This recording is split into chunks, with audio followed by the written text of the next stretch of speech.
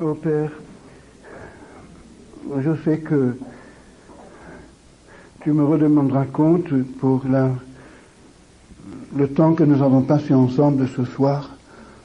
Et je te demande instamment, en joignant ma prière à celle de mes frères et de mes sœurs, que ce temps ne soit pas passé en vain, et que tu nous donnes vraiment la parole dont nous avons besoin, que chacun de nous soit mieux armé pour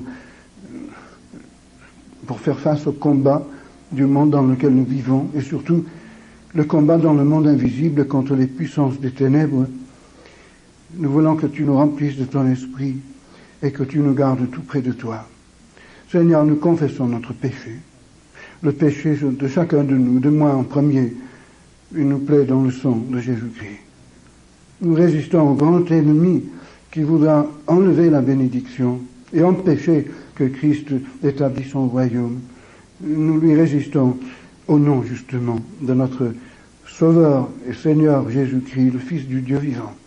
Et nous comptons sur toi, Père, pour nous parler, pour nous accorder la puissance authentique de ton esprit, que nous te connaissions beaucoup mieux et que nous sachions mieux utiliser ta parole, mieux faire connaître Christ à ce monde. Merci parce que tu nous as donné un message d'espoir infini. Merci parce que nous avons la réponse à tout ce que ce monde cherche, tout ce dont les hommes ont besoin. Tu nous l'as accordé et nous voudrions que les hommes le sachent. Seigneur, fais valoir ce soir l'honneur de ton Fils et sa parole pour l'amour de Jésus. Amen.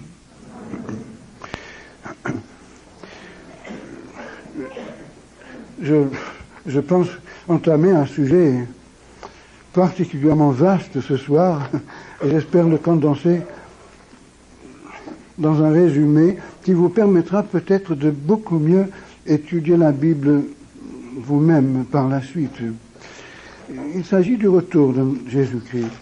En venant ici au Québec, je n'avais pas du tout l'intention de parler sur un sujet semblable, surtout parce que dans les différents milieux chrétiens, il y a des divergences d'interprétation de beaucoup de passages eschatologiques, c'est-à-dire prophétiques dans la Bible. Et moi, je ne veux pas venir ici pour jeter une bombe au milieu de vous tous et créer des problèmes. D'ailleurs, je n'ai même pas eu la possibilité de discuter avec les dirigeants de l'Église pour savoir ce qu'eux pensent. Mais je me fie simplement à la sagesse de notre Seigneur Jésus-Christ pour qu'il nous aide. De toute manière, Jésus-Christ revient. Et la fin de ce siècle s'approche. Et si l'avènement de Christ est proche, disons-nous bien que l'avènement de l'Antichrist est beaucoup plus proche. Et si nous ne savons pas discerner les choses qui se passent autour de nous aujourd'hui, nous risquons d'être pris dans un piège.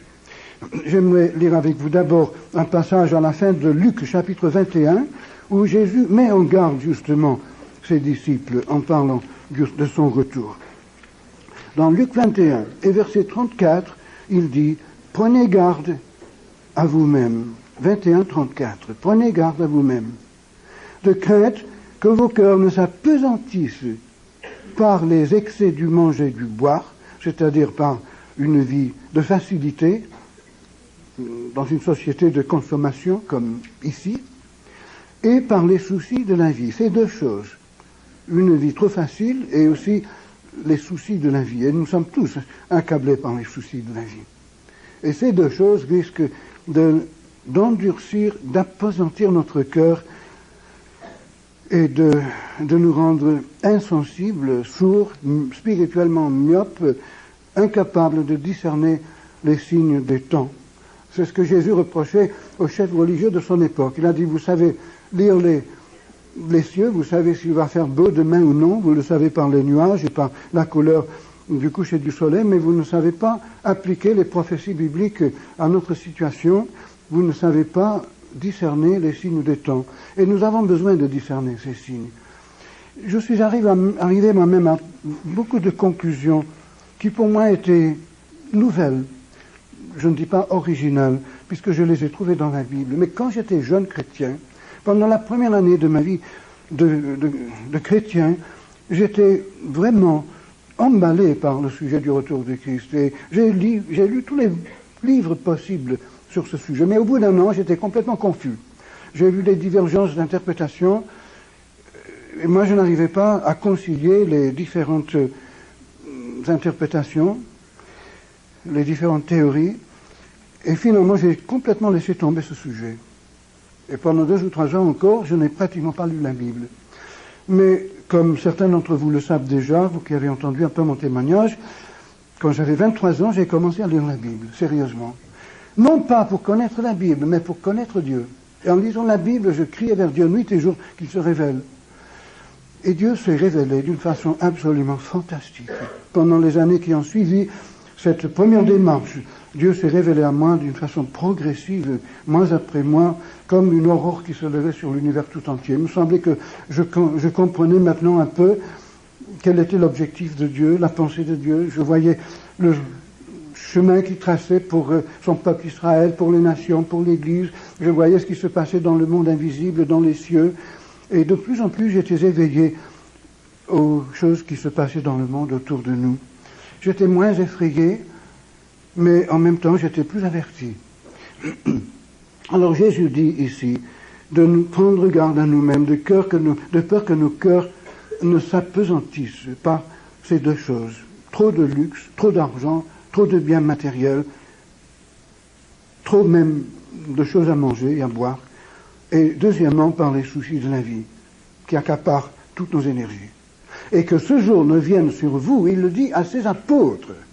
Il parlait précisément à Jean, Jacques, André et Pierre, sur le mont des Oliviers, le mardi soir, avant sa crucifixion. Il ne dit pas cela au monde, mais il le dit à ses disciples les plus intimes. Prenez garde à vous-même, de cœur que vos cœurs ne s'apesantissent. Vous êtes disciples de Jésus-Christ, je pense, la plupart d'entre vous, je l'espère. De toute manière, ici, il y en a ici qui ne le sont pas, eh bien j'espère qu'avant cette nuit, vous deveniez des disciples de Jésus-Christ. Sinon, dépêchez-vous, parce que vous ratez la seule chose qui vaut la peine d'être vécue, et de toute manière, si ce soir Dieu vous redemandait votre âme, où seriez-vous? Dans le noir éternel. Donc, n'hésitez pas de vous mettre en rapport avec Dieu pour qu'il vous donne ce que Jésus appelle la vie éternelle.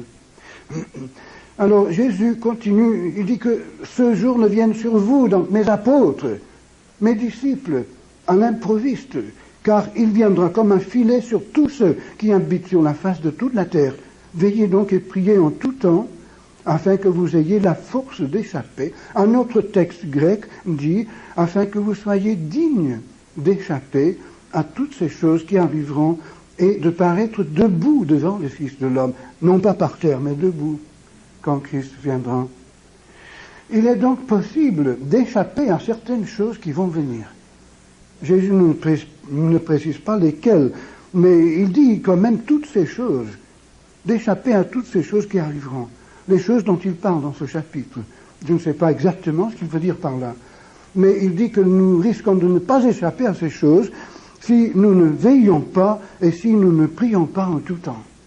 Nous devons donc rester éveillés, nous devons avoir les yeux ouverts, les oreilles sensibles à ce qui se passe autour de nous, notre intelligence alertée, éclairée par la parole de Dieu, par l'Esprit de Dieu, et ensuite nous allons pouvoir peut-être échapper à certaines choses, même au pire. Ce qui ne veut pas dire que nous n'allons pas souffrir pour Jésus-Christ, puisque Jésus a toujours dit à ceux qui le suivaient, vous serez persécutés, vous serez haïs de tous les hommes, vous allez souffrir. Moi je vais à ma crucifixion, eh bien vous aussi prenez votre croix, cela signifie que vous aussi vous risquez d'être crucifiés. C'est-à-dire vous ne pouvez pas être mon disciple si vous n'arrivez pas à dire vous, à vous-même, à tout ce que vous avez, à tout ce que vous possédez, et que vous acceptez de mourir en martyr pour moi. Voilà ce que c'est que la foi. Ça c'est croire en Jésus-Christ. On croit en lui pour toutes choses. Et on est prêt à tout lui donner, même à verser notre sang pour lui. Voilà le sacrifice qui est agréable à Dieu. Non pas que cela nous acquiert le mérite, c'est absolument faux. Puisque si Dieu nous fait la grâce de nous amener à une foi totale en Jésus-Christ, c'est son esprit qui crée cette foi en nous. C'est lui qui met dans notre cœur le désir d'aimer nos seigneurs. C'est lui qui met en notre cœur l'aimer pour notre prochain, le désir de faire la volonté de Dieu. Tout vient de lui. Il n'y a aucun mérite. Nous ne pouvons rien faire de bon. Tout vient du Saint-Esprit. Mais si nous laissons au Saint-Esprit la liberté, si nous lui donnons l'autorité pour faire tout ce qu'il veut, alors la vie devient quelque chose d'extraordinaire, même en pleine souffrance, en pleine persécution. Rappelez-vous que le premier martyr de l'Église, Étienne, nous lisons cette histoire dans Actes chapitre 8, au moment où il mourait, lapidé, le visage enfoncé avec des pierres et des cailloux, tout ensanglanté, à genoux. Il avait le visage comme un ange, il a vu Christ à la droite de Dieu. Il a vu les cieux ouverts. Il est mort comme cela. Ça vaut la peine de mourir comme ça. Je crois que le plus grand privilège qui puisse arriver à un chrétien, c'est de mourir pour Jésus-Christ. Et en attendant, il nous avertit que nous allons souffrir. On ne peut pas être chrétien dans ce monde qu'il a crucifié, parmi les hommes qui généralement ridiculisent le nom de Jésus-Christ et ne veulent pas qu'on lui en parle. Il est impossible d'être un vrai chrétien dans ce monde sans souffrir. Mais ces souffrances sont le privilège suprême de l'Église, de notre foi. N'ayons pas peur de cela, mais ayons peur de souffrir les misères d'une vie qui n'est pas entièrement donnée à Dieu, cette souffrance qui mène à la mort dont parle l'apôtre Paul dans sa deuxième épître aux Corinthiens, cette mort qui ronge l'âme et qui nous enlève la lumière de la face de Dieu et qui nous plonge dans le désespoir et qui crée en nous une incrédulité qui ne nous permet pas de regarder en avant et anticiper le retour de Christ. L'apôtre Paul vivait sur cette terre, il le dit aux Philippiens dans le chapitre 3, il vivait dans l'espoir de connaître sur cette terre même la puissance et l'expérience de la vie ressuscitée dans le royaume de Dieu après le retour du Christ. Il espérait sur cette terre connaître Christ de cette façon. C'était son but. Voilà, alors Jésus-Christ nous met en garde. Et avec l'aide du Saint-Esprit, je désire aussi vous mettre en garde aujourd'hui. C'est aujourd'hui le jour du salut. La Bible dit, du commencement jusqu'à la fin. C'est aujourd'hui que Dieu désire nous préparer pour tout ce qui peut arriver. Et surtout, Dieu veut nous préparer pour le tour de Jésus lui-même. Il faut que nous soyons préparés pour les choses qui vont arriver sur la terre. Il faut que nous voyions et que nous comprenions ce qui se passe aujourd'hui parmi les nations, et même dans l'Église, et en Israël, comme dans le monde invisible. Mais nous nous préparons surtout pour rencontrer Jésus-Christ face à face. La Bible nous dit que deux choses vont se passer quand Christ reviendra. Enfin, trois choses, si vous voulez. D'abord, nous serons ressuscités. Nous aurons un corps renouvelé, un corps spirituel qui est un véritable corps comme celui de Jésus après sa résurrection, qui pouvait même prendre le miel et le poisson que les disciples n'avaient pas encore mangé, qui restait sur la table après le souper, et le manger devant eux. Il avait même les cicatrices dans ses mains. C'était vraiment le corps de Jésus-Christ. Un corps humain, et pourtant un corps qui pouvait passer à travers les murs, disparaître, et un corps que Jean a vu sur l'île de Patmos, tellement resplendissant de gloire, que Jean est tombé comme mort à ses pieds. Voilà le genre de corps que Dieu nous prépare, et c'est dans ce corps que nous allons voir Dieu face à face. Mais en cet instant, deux choses vont se passer. D'abord, ce que la Bible appelle la tribunale de Dieu, ou la tribunale de Christ, où tout sera évalué. Nous y serons parce que nous sommes sauvés par la grâce, par la foi en Christ. Nous ne sommes pas sauvés par autre chose. Mais avec la foi que Dieu nous a donnée, avec la vie rachetée qu'il nous accorde maintenant à partir de notre nouvelle naissance, Dieu nous tient responsables de l'utilisation de cette foi, de l'utilisation de cette vie que nous avons, les années qui nous restent sur cette terre à marcher avec Dieu. L'apôtre Paul dit dans 1 Corinthiens chapitre 3, et versets 11 à 15, que chaque chrétien bâti sur le fondement qui est Christ, sur le rocher de notre foi en Christ, soit avec des éléments périssables, du bois, du chaume, des matériaux très faciles à travailler, mais qui ne subsistent pas dès que vient le feu ou le tremblement de terre, d'autres qui travaillent avec de la pierre et des métaux précieux, et même si la maison est complètement change de forme dans l'incendie, tout de même la pierre et l'or et l'argent restent après. Ce sont des œuvres qui durent. Et ces œuvres, ce sont tout simplement la floraison spontanée de l'action de l'Esprit de Dieu en nous, qui reproduit la vie de Christ en nous. Ce n'est pas nous qui le faisons, pas plus que la terre ne produit la fleur. C'est la semence qui tombe dans la terre, qui prend la terre et qui la change en une fleur. Et ce n'est pas nous qui créons notre vie spirituelle. Qui d'entre nous a fait quoi que ce soit pour naître dans ce monde? Vous êtes né comment? Vous êtes né parce que vous avez reçu la vie, c'est tout. Vous n'y étiez pour rien. Et de même, qu'est-ce que vous avez fait pour grandir, pour passer du stade d'un petit bébé et d'un enfant jusqu'au stade d'un homme mûr, d'une femme adulte? Bien, cela arrive tout simplement parce que nous avons la vie. Et cette vie vient de Dieu. Et c'est l'Esprit de Dieu qui crée toutes ces choses. C'est lui qui fait mûrir notre foi en Christ. Seulement, nous pouvons mettre des obstacles. Nous pouvons être malades, nous pouvons attraper des virus et des microbes qui empêchent que la vie saine se développe. Et Dieu veut nous mettre en garde. Maintenant, j'aimerais me reporter avec vous à l'enseignement de Jésus-Christ concernant les temps de la fin et son retour.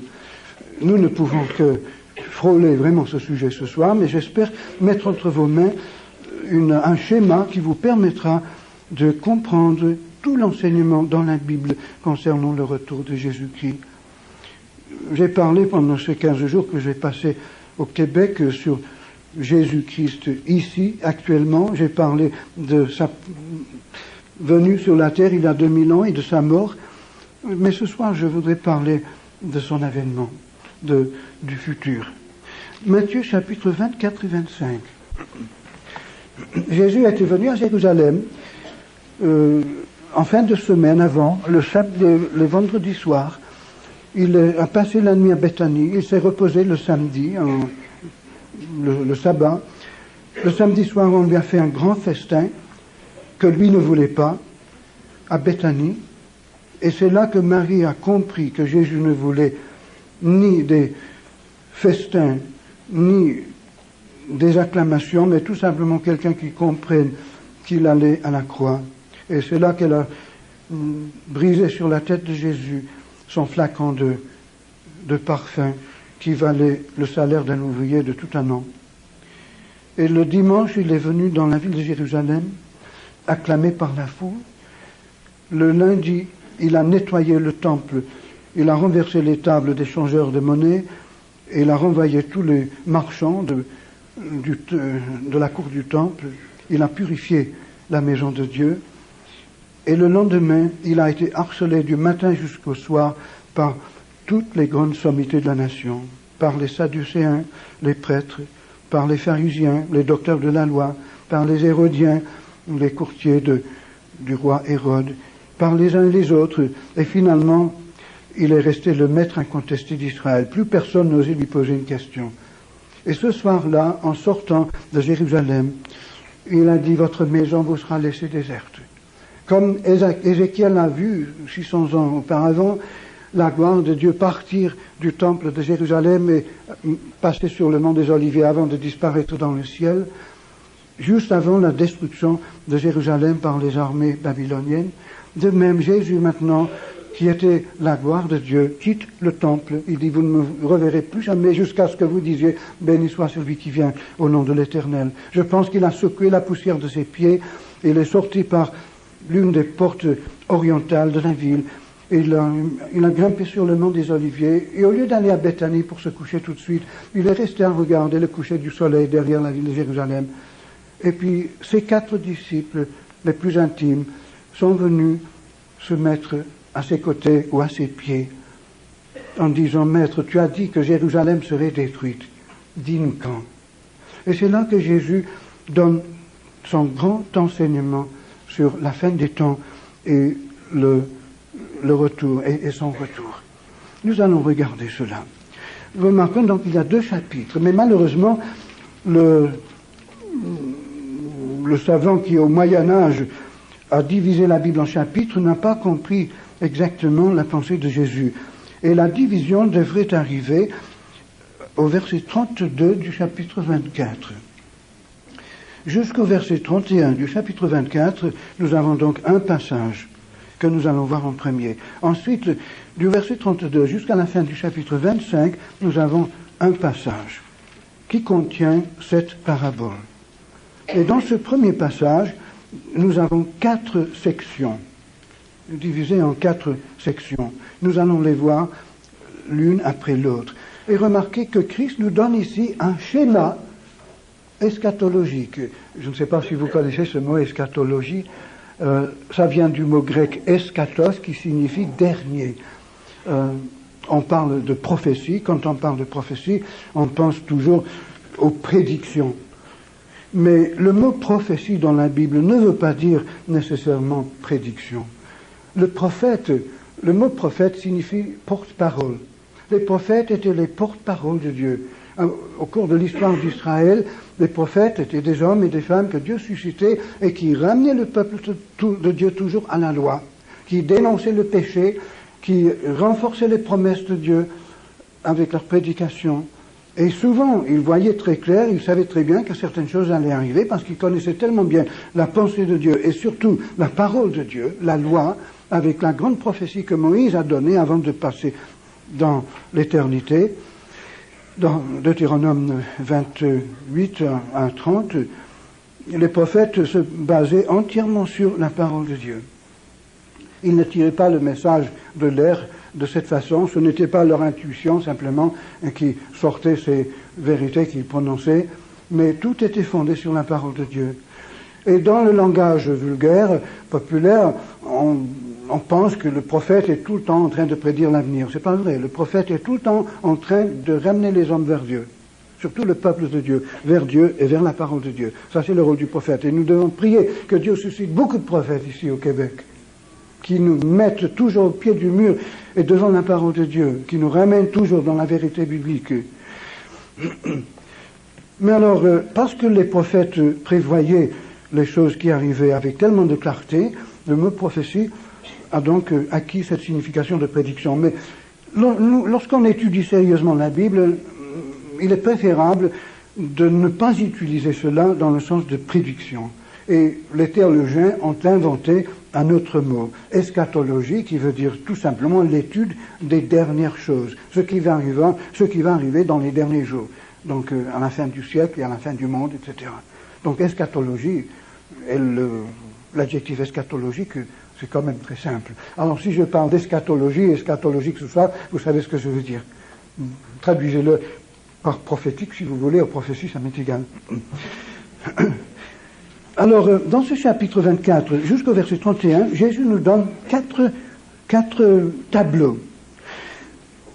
Il nous dit, verset 4 à 8, il parle de 4 signes dans les nations, parmi les nations, au temps de la fin.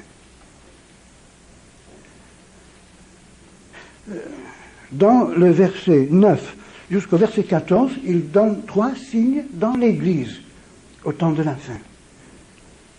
Du verset 15 jusqu'au verset 28, il donne des signes en Israël, au temps de la fin.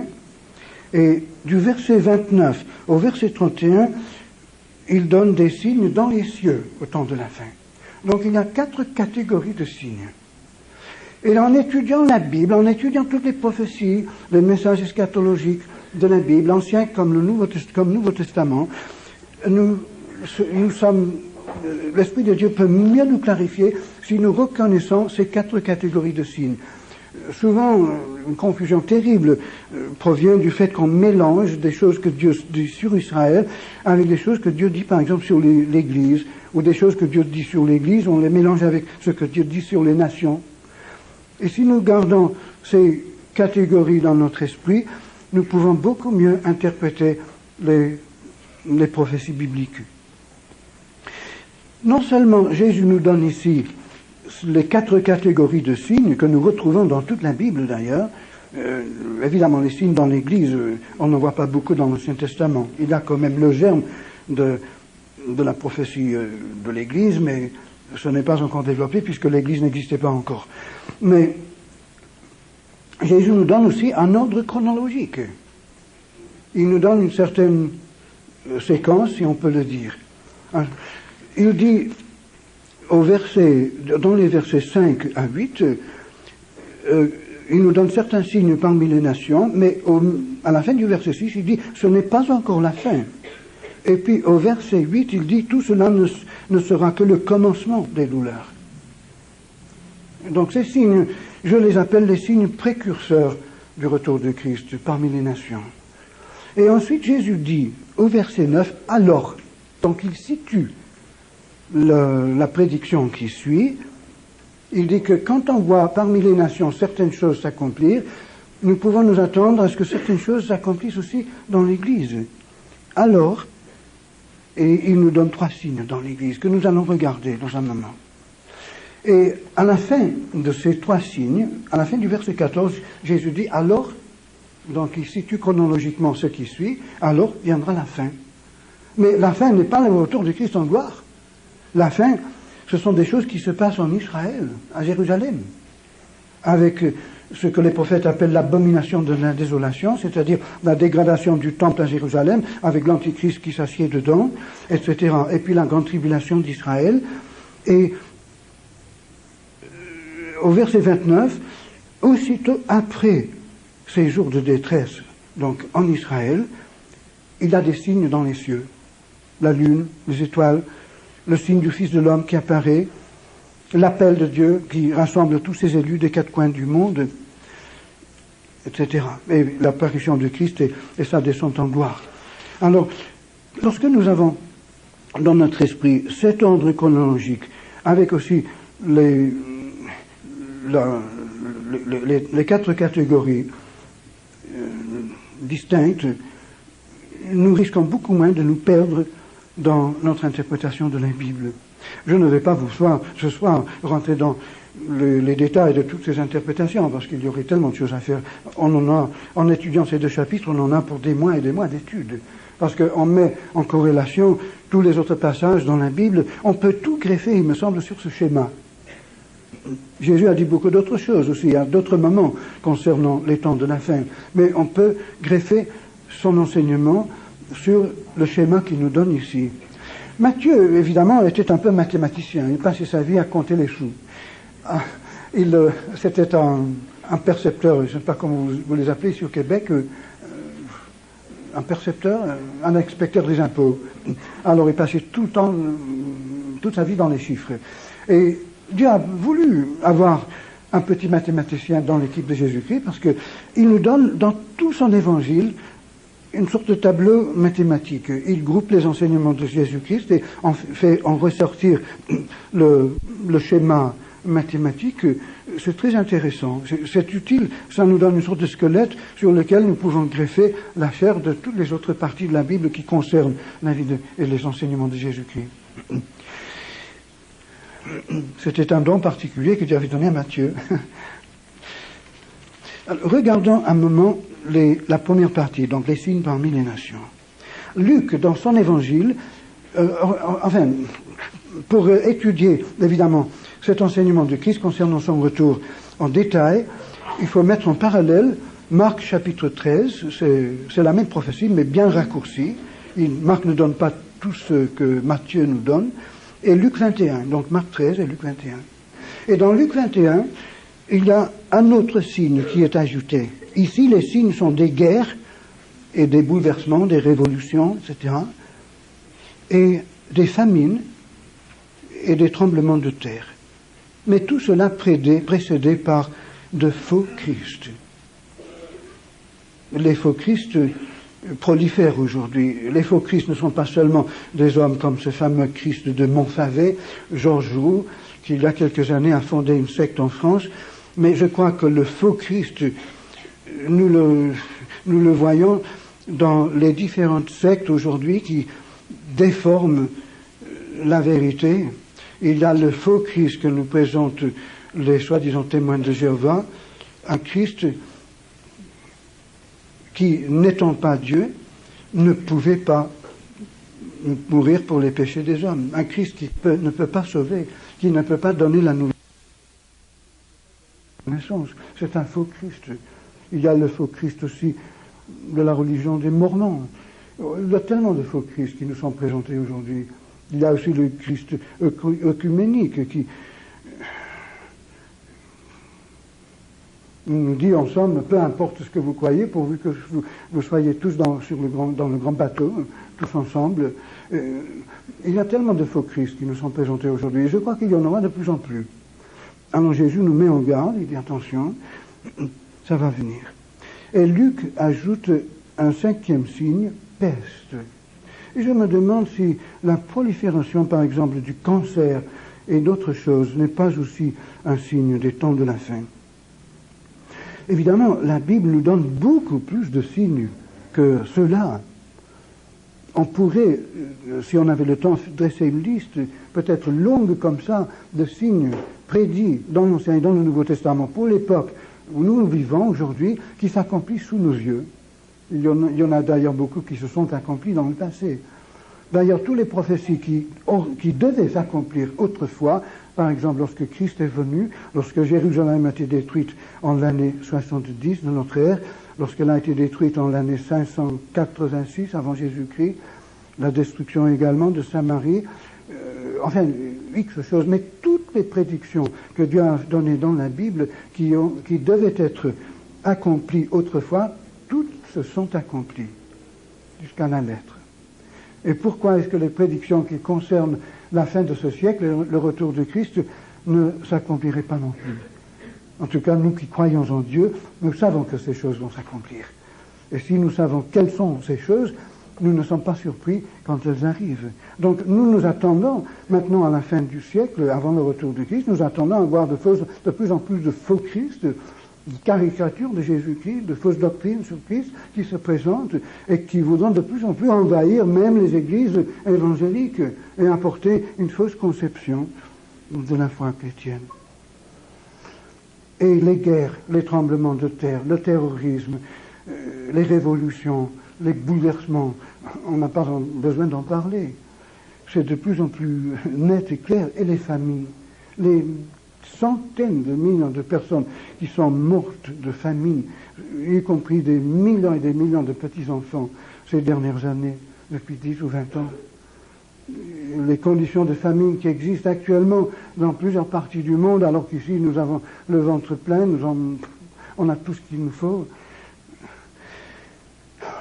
Et puis des tremblements de terre, c'est un fait que le nombre de tremblements de terre s'augmente de plus en plus, et il va y en avoir encore. Et puis les pestes. Et Jésus dit que tout cela n'est que le commencement des douleurs.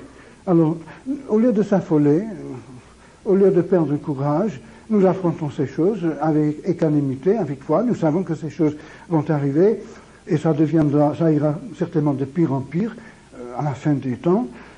Mais on ne perd pas courage parce que nous voyons plus loin que cela.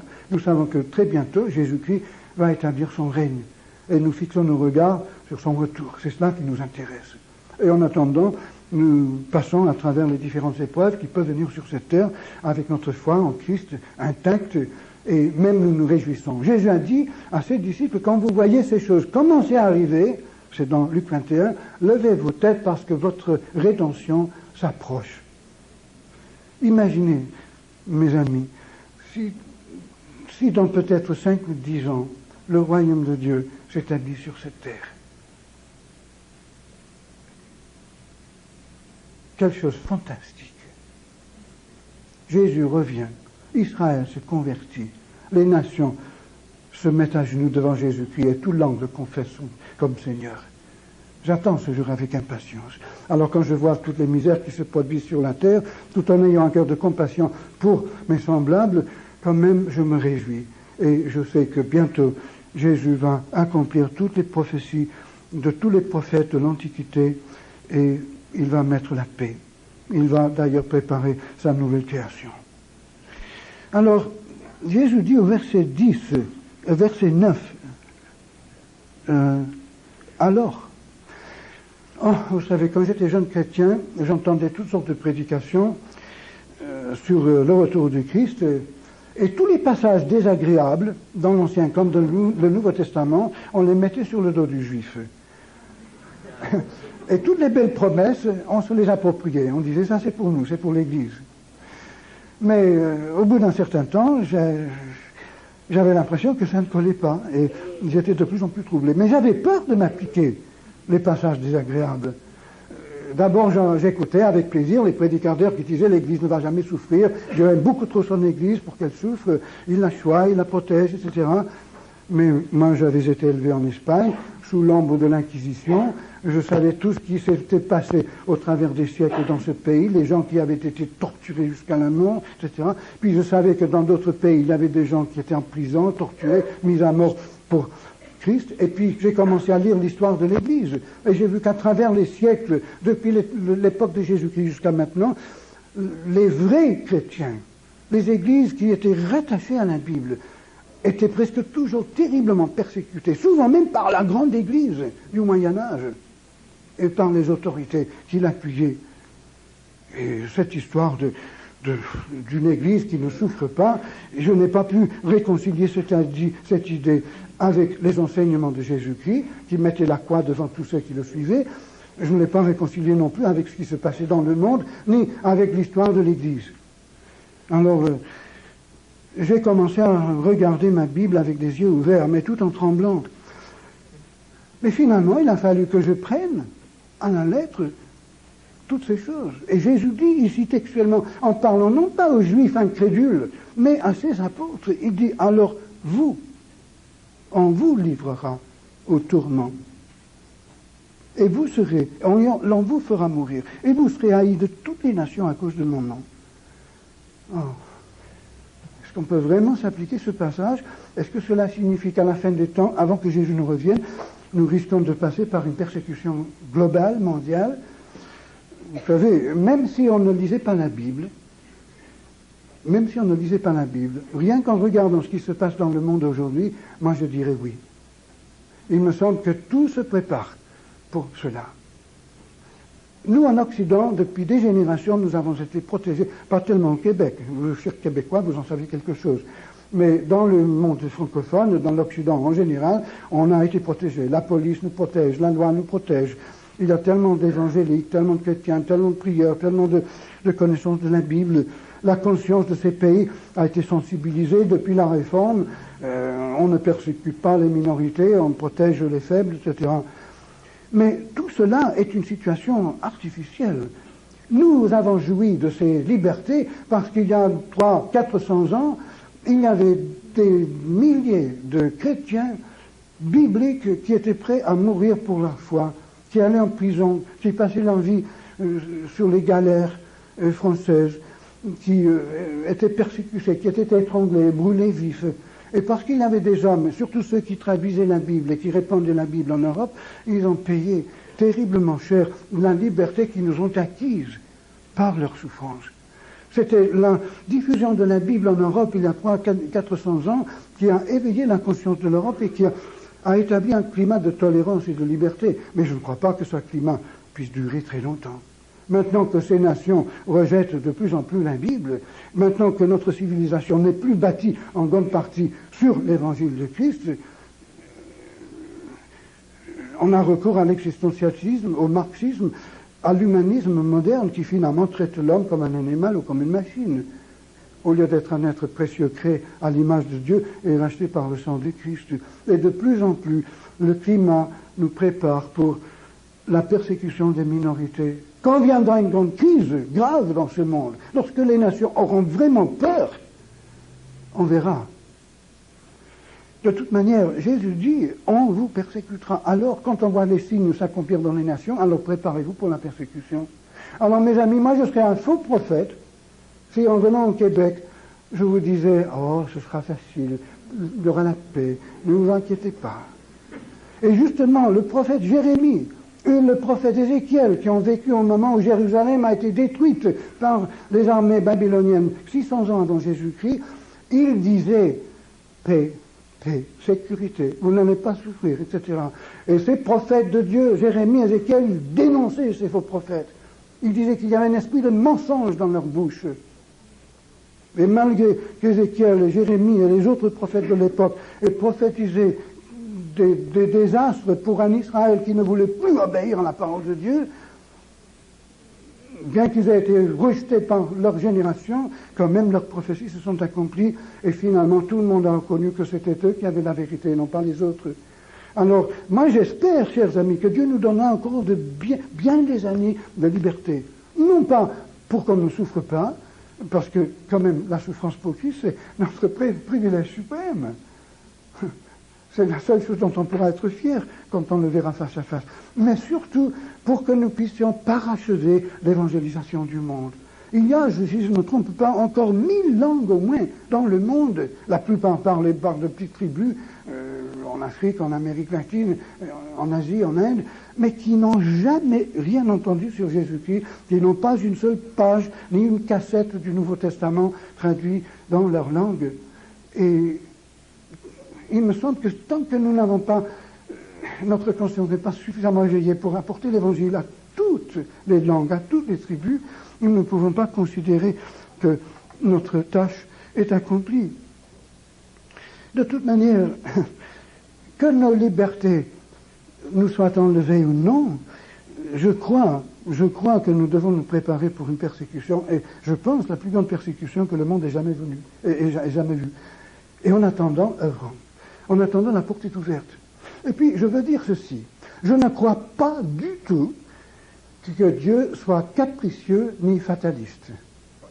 Dieu n'a pas établi avant la fondation du monde un décret disant qu'en 1989 où l'Antéchrist doit venir et que l'Église soit dans l'apostasie la plus totale. Non, non, non. Dieu agit toujours selon les normes de son propre caractère, qui sont la justice et la bonté absolue. Dieu est à 100% bon. Il est lumière. Il ne peut pas tolérer le mal, mais il est amour, il pardonne le mal en prenant lui-même la responsabilité du pécheur à la croix du Christ. Et Dieu agit toujours selon les principes de son propre caractère, de la bonté absolue. Et l'attitude de Dieu envers l'humanité dépend de l'attitude de l'humanité envers Dieu. Lorsque les nations se repentent, ne serait-ce que très partiellement, Dieu tient compte de cela. Combien de fois Dieu a épargné des nations qui étaient sur le point d'être exterminées ou de passer par une grande épreuve parce qu'il y a eu une certaine repentance. Et de même, l'attitude de Dieu envers Israël est déterminée par l'attitude d'Israël envers Dieu, et en particulier envers le Fils de Dieu, qu'Israël a crucifié. Le jour où Israël reconnaîtra son péché et demandera pardon, l'attitude de Dieu changera, et au lieu de tourner sa face contre Israël, comme il fait depuis 2000 ans, il réintégrera Israël dans son schéma. L'apôtre Paul le dit, il dit ainsi, tout Israël sera sauvé. Dieu a un plan pour son peuple et Dieu ne va pas rompre son alliance. Dieu a promis certaines choses quand il a fait son alliance à Abraham. Et si Dieu peut revenir sur ces déclarations qu'il a faites, ces déclarations formelles, si Dieu peut rompre son alliance avec Abraham, il peut aussi rompre son alliance avec moi, par le sang de Christ. Dieu ne peut pas rompre son alliance, il ne peut pas revenir sur sa parole. Dieu, dans la Bible, dit quelquefois des choses qui dépendent, enfin, il propose certaines choses, il offre certaines choses qui dépendent de l'action de l'homme. D'autres fois, il dit des choses noir sur blanc qui vont arriver, tout simplement. Et de la même manière, Dieu me dit que si je crois en Jésus-Christ, j'ai la vie éternelle, et je compte là-dessus.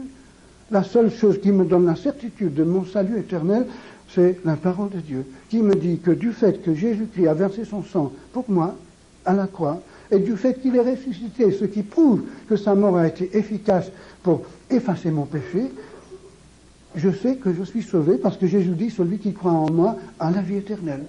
Et j'ai mis ma confiance en Jésus-Christ sur cette base. Et c'est là qui me donne ma certitude du salut, et rien d'autre. Je compte sur la fidélité de la parole de Dieu. Je compte sur la promesse de Dieu. Et c'est la seule chose qui peut nous donner la paix. J'ai mis ma confiance en Jésus-Christ sur cette base. Et c'est là qui me donne ma certitude du salut, et rien d'autre. Je compte sur la fidélité de la parole de Dieu. Je compte sur la promesse de Dieu. Et c'est la seule chose qui peut nous donner la paix. Et lorsque nous croyons en Dieu, vraiment, lorsque nous acceptons la parole de Dieu intégralement, l'Esprit de Dieu peut faire tout ce que Dieu veut dans notre vie. Vous avez peur de ce verset? Et moi aussi, j'ai eu peur de ce verset pendant des années quand j'étais jeune chrétien. Jusqu'au jour où, par la foi, je l'ai accepté. Et j'ai dit, Seigneur, je le vois noir sur blanc. Et vraiment, il faut que je sois malhonnête pour contourner cette déclaration de Jésus-Christ. Et je l'ai accepté, et depuis, je m'attends à mourir en martyr. Et évidemment, si je pense au martyr, si je pense à tout ce qu'on peut faire aujourd'hui à un homme, évidemment j'ai peur. Et je sais que de moi-même, je ne pourrai jamais tenir dans certaines circonstances, absolument pas. Mais je crois ceci. Si Jésus-Christ ne peut pas me sauver dans un camp de concentration ou en prison, ou si je suis torturé pour Jésus-Christ, il ne peut pas non plus me sauver de l'enfer, ni de la puissance de Satan. Moi, je crois que Jésus-Christ me sauve dans n'importe quelle circonstance, que ce soit sur cette terre ou dans l'au-delà. Et je compte sur Jésus-Christ, c'est tout. Je l'ai accepté comme mon sauveur, et je compte sur lui. Et je ne peux pas expliquer, mais depuis que j'ai accepté ces passages désagréables comme étant valables pour moi, j'ai la paix. Je ne peux pas expliquer. Je suis plus troublé. Ça ne m'embête pas. Maintenant, Jésus donne un deuxième signe dans l'Église au temps de la fin.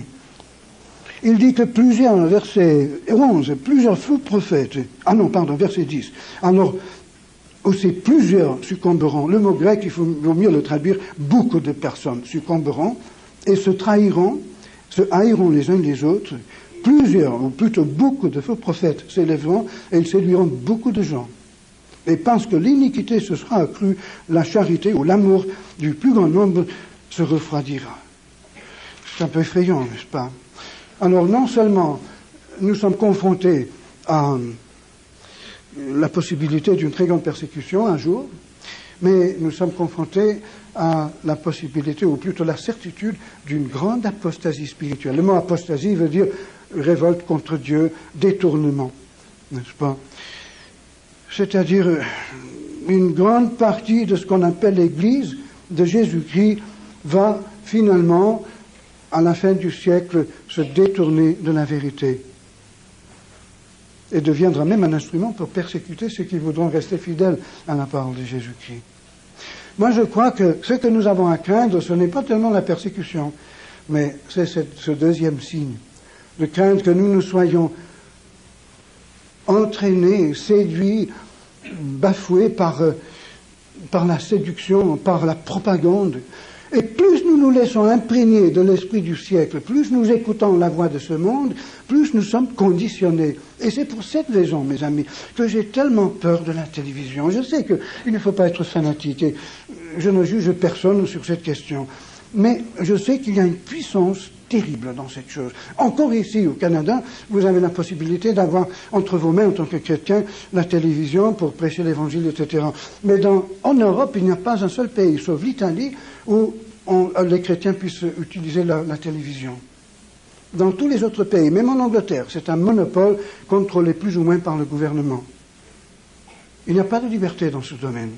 Ni pour la radio, ni pour la télévision. Pour la presse, oui, mais pas pour les médias les plus puissants. Et cela est vrai pour presque tous les pays du monde.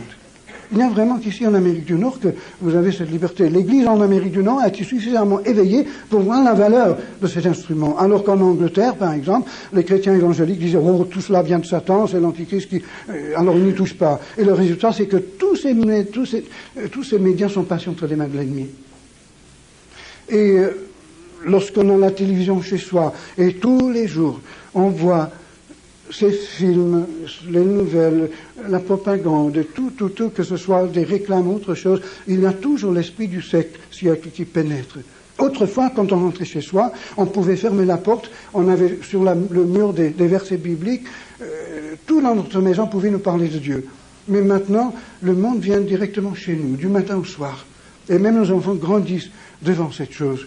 Ils absorbent depuis tout petit les idées qui viennent du monde, une philosophie qui est tout à fait contre la pensée de Jésus-Christ. Et c'est excessivement dangereux. Je crois que aujourd'hui, le diable conditionne les hommes par tous les moyens possibles, et surtout par la télévision.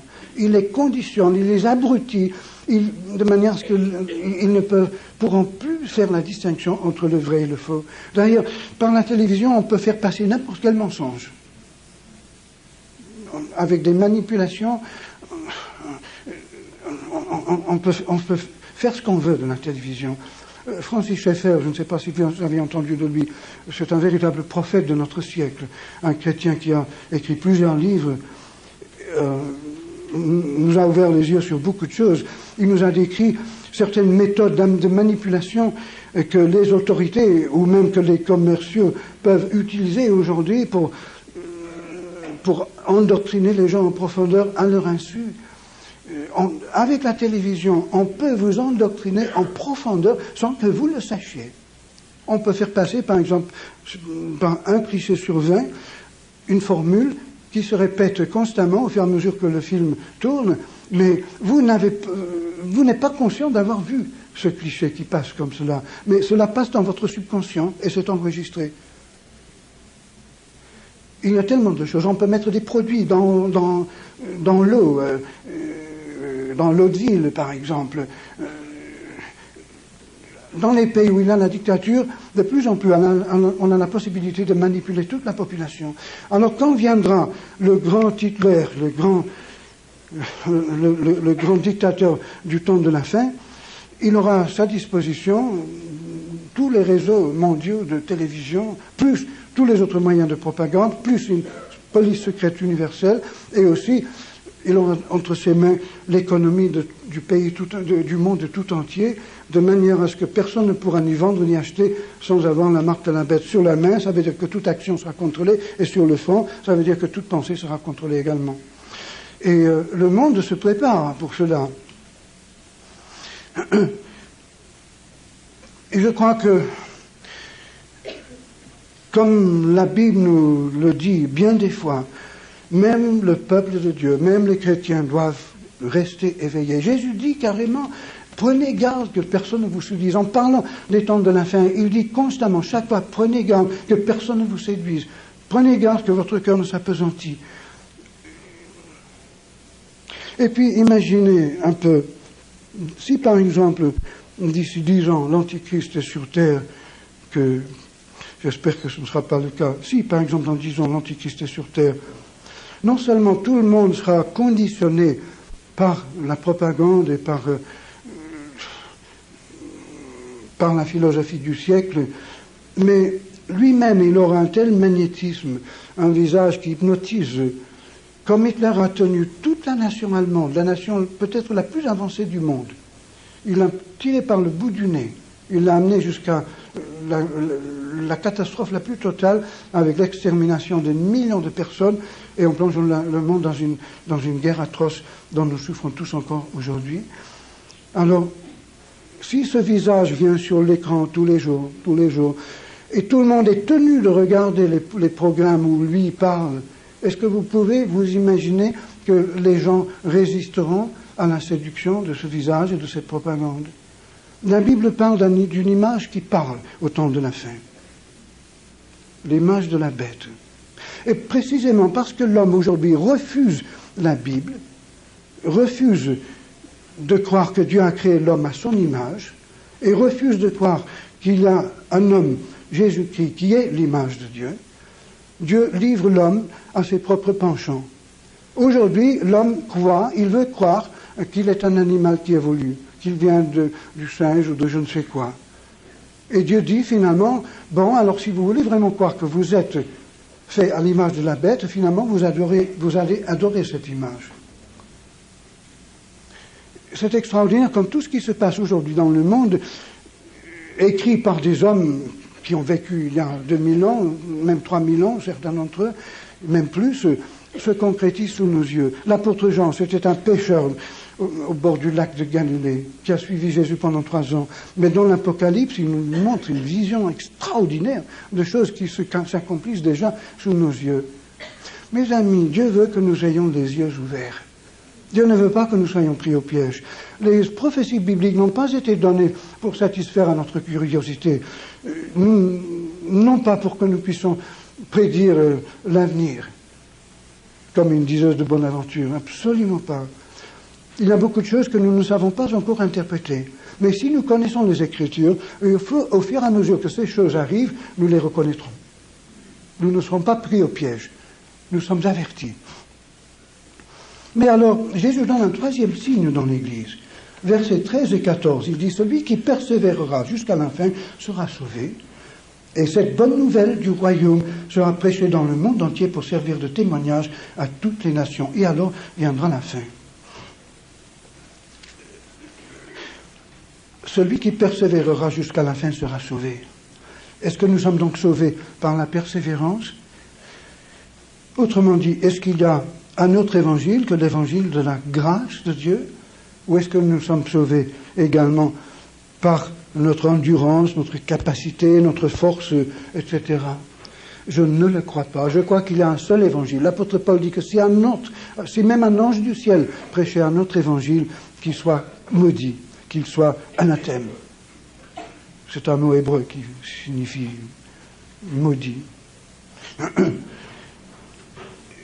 Je crois que depuis toujours, les hommes qui ont été sauvés par la foi en Christ. Les prophètes et les hommes pieux de l'Ancien Testament n'ont pas été sauvés parce qu'ils gardaient la loi de Dieu, parce qu'aucun d'eux n'a gardé la loi. Tout le monde a failli. Ils ont été sauvés finalement parce qu'ils offraient des sacrifices en versant le sang d'un animal, non pas pour que ce sang lave leurs péchés et les délivre de Satan, mais comme un acte de foi, comme un témoignage qu'ils croyaient en ce Christ que tous les prophètes de l'Ancien Testament attendaient. Même depuis le Jardin d'Éden, la prophétie biblique existe. Dans le Jardin d'Éden, Dieu a dit que la postérité de la femme écraserait la tête du serpent, mais serait blessée au talon en le faisant. Dans ce seul verset, tout l'évangile est contenu. Dieu dit que la postérité de la femme écraserait la tête du serpent, c'est-à-dire le diable. Mais en hébreu, on ne peut pas parler de la postérité de la femme. Le mot postérité en hébreu, c'est le mot semence. Et selon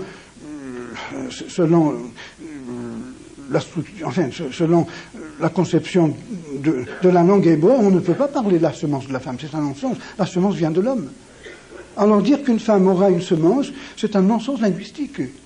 Et pourtant Dieu dit, avant même de chasser l'homme du Jardin d'Éden, il dit que la femme aurait un enfant qui écraserait la tête du diable. Mais si c'est la semence de la femme, cela signifie que cet homme n'aura pas de père humain. Qui donc peut être son père sinon Dieu lui-même? Donc nous voyons l'incarnation de Jésus par une vierge prédit dans cette prophétie. Et c'est lui qui va écraser le diable, mais il sera blessé en le faisant. Et quelques instants après, Dieu prend un animal ou deux animaux, il verse le sang de ces animaux et il couvre Adam et Ève de la peau de ces bêtes, pour leur montrer que c'était par la blessure, c'était par la mort, par le sang versé de ce sauveur qu'ils attendaient qu'ils pouvaient finalement retrouver leur standing devant Dieu et même l'un devant l'autre. C'est-à-dire ils pouvaient retrouver une justice devant Dieu et devant leurs semblables uniquement par le sang versé de cet homme qui naîtrait d'une vierge et qui détruirait le diable. Mais si cet homme allait mourir en détruisant le diable, comment pouvait-il détruire le diable s'il ne ressuscitait pas?